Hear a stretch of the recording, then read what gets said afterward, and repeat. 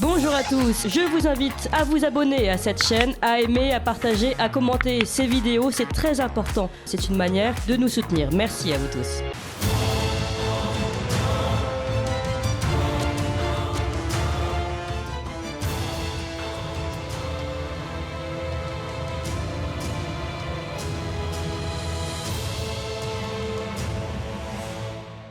Dirigé par Gareth Ziegler, ancien de l'administration Trump, le think tank, alors le groupe de réflexion Marco Polo rend disponible des photos du portable d'Hunter Biden. Alors c'est disponible sur Google et il nous explique qu'il nous a fallu 2 mois pour d'une part passer en revue les photos, environ 10 000 photos.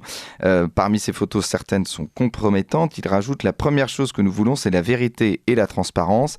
Si les Américains veulent savoir à quoi ressemble leur première famille, ils l'obtiendront et nous n'allons pas retirer les photos qui représentent les Biden sous un jour favorable. Alors, que nous apprendre de nouveau ces photos d'Hunter Biden? Pour en parler ce matin, nous sommes avec Stanislas Berton. Bonjour Stanislas Berton. Oui, bonjour. Alors, vous êtes spécialiste des risques systémiques, analyste des effets du mondialisme, auteur du livre Être français, puis de Homme, l'homme et la cité, volume 1, 2 et 3 aux éditions Le Temps Retrouvé. On vous a reçu pour ce livre dans Ligne Droite. On invite nos auditeurs à retrouver cet entretien sur YouTube, sur notre chaîne YouTube. Alors d'abord, je voulais revenir avec vous sur ces photos, l'accès à ces photos. Comment le FBI a eu accès à ces photos, à ces 10 000 photos d'Hunter Biden, le fils de Joe Biden? Alors attention, c'est justement pas le FBI qui a eu accès à ces photos. Alors pour bien comprendre ce qui s'est passé, il faut revenir sur toute la saga Biden. En fait, très rapidement, il y a l'ordinateur portable d'Hunter Biden, donc fils de Joe Biden, qui se retrouve il y a quelques années, en 2020, chez un réparateur d'informatique. Et ensuite, ce réparateur constate qu'il y a des choses très problématiques sur cet ordinateur, des photos vraiment qui violent en fait la loi, donc il en fait un signalement au FBI. Et là, ce qui se passe, c'est qu'en fait, le FBI, justement, ignore l'information, se repasse la patate chaude entre les services. Et en fait, ça conduit le New York Post, en 2020, à sortir le dossier, en fait, sur l'affaire Biden. Et en fait, cette affaire Biden est censurée. C'est-à-dire que l'article du New York Post est censuré, et aujourd'hui, on le sait, puisque cette année, vous savez, il y a eu les Twitter Files. Je sais que vous en avez parlé dans Ligne Droite. Et en fait, les Twitter Files ont montré que Twitter avait eu une pression du FBI pour que l'affaire du New York Post ne sorte pas. Alors en fait, aujourd'hui, d'où viennent ces photos? Ils viennent d'un think tank qui s'appelle Marco Polo, qui a été fondé par Gareth Ziegler, qui est un ancien de l'administration Trump, qui travaillait à la Maison-Blanche de Trump, et en fait, qui en fin d'année dernière avait déjà fait un premier rapport qui contenait 600 pages et qui recensait 459 crimes sur la famille Biden. Et j'étais venu en parler à votre antenne avec Charles Gave. Et en fait, aujourd'hui, ils ont créé donc ce même think tank Marco Polo, a sorti un site internet avec les photos tirées de l'ordinateur et des téléphones portables de Joe Biden. Et là, ce qui change, c'est que c'est plus un rapport plutôt écrit, c'est vraiment visuel et c'est explorer en fait la corruption de la famille Biden par les images, par les photos. Et en fait, il expliquait d'ailleurs que le plus gros travail qu'il a dû faire sur ces photos, c'était de censurer les organes génitaux d'Hunter Biden. Donc ça vous donne quand même la teneur du contenu. Et justement, quels sont les crimes auxquels on peut accuser Hunter Biden à ce moment-là? Donc vous avez parlé, donc il y a des choses assez sordides, puis il y a aussi de la drogue, il y a aussi du détournement de fonds, donc il y a un nombre de crimes assez hallucinants. Oui, tout à fait. Ce qui est frappant, c'est ce que je vous disais, le rapport donc, où tout est sourcé, c'est plus de 600 pages. Là, on a les images, certaines d'entre elles étaient déjà dans le rapport. On parle quand même, donc, vous l'avez très bien dit, de choses qui sont de l'ordre de la corruption et du trafic d'influence. On a tout ce qui touche à la drogue, donc consommation de drogue. On a tout ce qui touche à la prostitution. Alors c'est surtout là, on a beaucoup d'images parce qu'en fait, Hunter Biden aime se prendre en photo durant ses ébats. Donc on a énormément de photos. On a des choses qui sont plus sur le plan moral, par exemple les coucheries d'Hunter Biden avec sa belle-sœur, en fait, avec la femme de son frère décédé. Et on a aussi des choses beaucoup plus dérangeantes qui touchent à la pédopornographie. et qui sont en fait totalement censurés par les services de renseignement, dont le FBI. Et justement, c'est donc présence de contenu donc pédopornographie, puis aussi des photos d'Hunter Biden qui a un comportement plus que déviant avec certains mineurs. Il y a des éléments qui peuvent laisser penser que Hunter Biden a pu bénéficier de réseaux pédophiles? Ah bah en fait, en tout cas les réseaux, ça, il faut voir, mais en tout cas ce qui est certain, c'est que sur les photos, on a clairement des photos d'Hunter Biden avec des mineurs. Alors d'où viennent ces mineurs?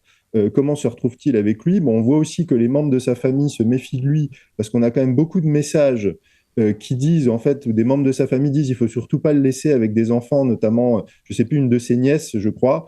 Donc il y a vraiment un problème de ce type, et il faut savoir que c'est un problème qui est quand même endémique dans la famille Biden, puisqu'on a aussi accès, et je crois que le document est aussi sur le site de Marco Polo, le journal intime de la fille d'Hunter Biden, donc Ashley Biden, qui déjà disait dans son journal intime qu'elle se souvient d'avoir pris, je cite, des douches inappropriées avec son père, donc Joe Biden, le président des États-Unis.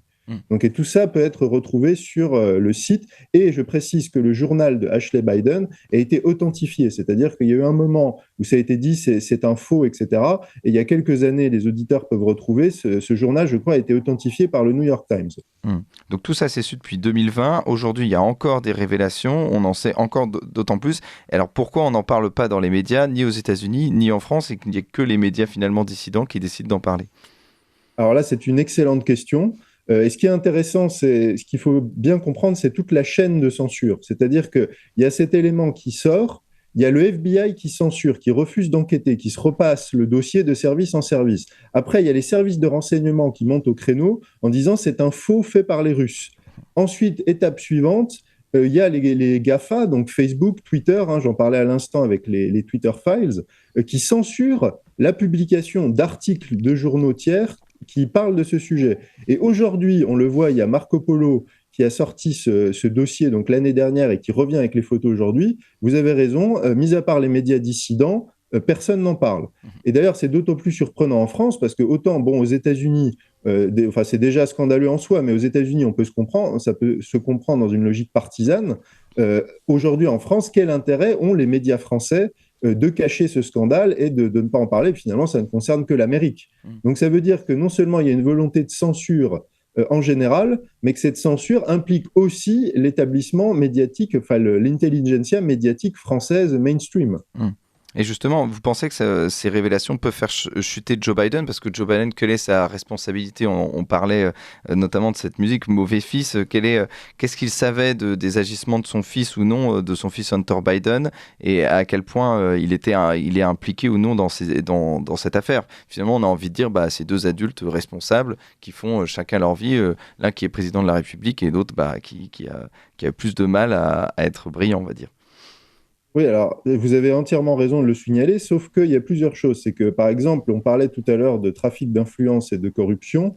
On sait que grâce justement à certains textos, que Joe Biden a, contrairement à ce qu'il affirmait, avait été en lien d'affaires avec son fils, avec les relations de son fils. Et il y a notamment une célèbre phrase où en fait il y a écrit il faut prévoir 10%, 10% for the big guy. En fait, le big guy dans le contexte, c'est évidemment Joe Biden. Il y a ça. Il y a aussi Joe Biden qui a quand même déclaré publiquement que son fils était l'homme le plus intelligent qu'il connaissait, the smartest man I know. Donc là, on se pose quand même le jugement d'un père sur son fils. Et puis on voit aussi, pour finir sur ce point, qu'en fait, Hunter Biden utilise, donc à l'époque, son père, à l'époque de beaucoup de ses faits, son père était vice-président, il utilise en fait le statut de son père pour couvrir ses frasques, pour couvrir ses turpitudes, en faisant souvent appel aux services de l'État, par exemple aux services secrets qui sont censés protéger le vice-président et sa famille et son entourage, pour couvrir certaines de ses exactions. Donc ça veut dire qu'on met les services de l'État en fait couvrent et protègent en fait une corruption qui se fait dans l'entourage de la famille du vice-président ou actuellement du président. Et justement, ça, donc, ce lien entre Joe Biden et Hunter Biden, ce lien entre Joe Biden et donc les fresques de son fils, est-ce que ça peut le faire chuter? Parce qu'on rappelle que l'élection présidentielle aux États-Unis est l'année prochaine, que Joe Biden n'a pas véritablement un bilan très réussi de son mandat. Vous pensez que ça peut faire tomber? Alors déjà, il y a une chose qui est sûre, c'est que, Trump n'a jamais manqué de le rappeler, c'est que ça a joué sur l'élection de 2020. C'est-à-dire que Trump a souvent dit, si les Américains avaient eu accès à ces informations, que serait-il passé? J'ai été victime d'une censure à cause du FBI, à cause des médias menteurs, etc. Après, pour l'élection à venir, ça reste à voir. Moi, je pense que en fait, ça vient s'ajouter à une longue liste de problèmes qui sont liés à l'administration Biden. C'est un clou de plus dans le cercueil. Et en fait, les Américains sont en train de complètement déchanter et surtout de voir le vrai visage de la famille de ceux qui les dirigent. Et en fait, ça participe à ce mouvement en fait, de réveil des consciences américaines qui affecte aujourd'hui même les démocrates. C'est-à-dire que quand vous regardez des sondages, il y a une hostilité vis-à-vis de Biden qui n'est pas uniquement le fait des républicains comme c'est traditionnellement, mais il y a de plus en plus de démocrates qui se disent en fait finalement Trump, c'était peut-être le moindre mal en tout cas. Et justement, donc, ce groupe de réflexion, Marco Polo, qui, on le rappelle, a rendu disponible ses photos d'Hunter Biden, il est dirigé par Garrett Ziegler, qui est ancien de l'administration Trump. Et aujourd'hui, vous pensez, par exemple, si donc Joe Biden n'est pas de nouveau président l'année prochaine, que c'est une bombe qui peut exploser bien plus tard. C'est-à-dire qu'aujourd'hui, il est protégé parce que justement, Hunter Biden et Joe Biden sont protégés parce que Joe Biden a des responsabilités au sein de l'État, mais que finalement, ça peut être une bombe à retardement et que plus tard, tout peut exploser et que les médias à ce moment-là relaieront ces informations. Oui, c'est possible. Alors, il y a un autre, c'est tout à fait possible et c'est bien possible que ça soit gardé sous le coude pour ce que vous décrivez. Après, il y a aussi un élément qui a également été mis en évidence par Trump, c'est de dire le moyen de pression, c'est-à-dire qu'on voit aussi bien par la corruption, il y a la Russie, il y a la Chine, il y a toutes ces affaires de drogue sexuelle, etc. Trump a souvent dit, mais en fait, des puissances étrangères ou des personnes privées, dealers de drogue, etc., ont en fait un moyen de pression absolument considérable sur en fait, sur la famille de Joe Biden. Donc, est-ce que Joe Biden est vraiment, en fait, n'est pas tenu par toutes ces, en fait, ces pressions qui peuvent s'exercer sur son fils? Donc, ça pose aussi la question de, en fait, la capacité de Joe Biden à assumer ses fonctions. Et Trump a vraiment utilisé cet angle pour dire, voilà, en fait, non seulement il est corrompu et la déliquescence morale est totale, mais en plus, il y a des moyens de pression très forts sur lui et sur sa famille. Et aussi, il y a des puissances étrangères qui ont une capacité de pression énorme sur Joe Biden, sachant tout ça sur son fils. C'est-à-dire que nous, on sait ce qu'il y a, entre guillemets, on sait très peu de choses. On sait seulement ce qu'il y a dans l'ordinateur d'Hunter Biden, mais on ne connaît pas, évidemment, il y a beaucoup de choses, à mon avis, qui ne sont pas révélées. Oui, tout à fait, mais c'est déjà beaucoup. J'invite vraiment les auditeurs de Sud Radio à aller lire le rapport. Alors, de ligne droite. De ligne droite, pardon, excusez-moi. Excusez-moi. Je n'ai pas la voix d'André Berkoff encore. Excusez-moi. Oui, j'invite les auditeurs de ligne droite à vraiment se rendre sur le site pour regarder les photos et regarder le rapport, parce qu'en fait, c'est vraiment édifiant. C'est-à-dire que là, on a vraiment des éléments. En fait, Hunter Biden a cette caractéristique de en fait se prendre en photo dans beaucoup de choses qu'il fait. C'est un peu la génération, vous savez, Instagram, selfie, et on a l'impression qu'à chaque fois qu'il commet un crime ou qu'il commet un acte délictueux, il a vraiment besoin de le documenter et d'avoir... c'est un peu un avertissement aussi, je pense, pour toute la génération qui ne peut pas vivre sans son téléphone portable et sans photographier la moindre des choses qu'elle fait, parce qu'en fait, quand tout se retrouve sur le cloud et que tout ça est mis à la disposition du public, en fait, vous avez votre vie privée dans les moindres détails qui peut être révélée au grand jour. Et de toute manière, on peut regarder tout ça donc sur le site, je crois, de Marco Polo. Alors, il y a un moment, il y a une telle influence qu'il y a eu plusieurs bugs. Mais en tout cas, tout ça, c'est disponible sur le site de Marco Polo, avec évidemment de la censure pour des photos trop compromettantes. Merci beaucoup, Stanislas Berton. On rappelle que vous êtes spécialiste des risques systémiques, analyse des effets du mondialisme et auteur de ces livres Être français, puis L'homme et la cité, volume 1, 2 et 3, aux éditions Le Temps retrouvé. Merci à vous.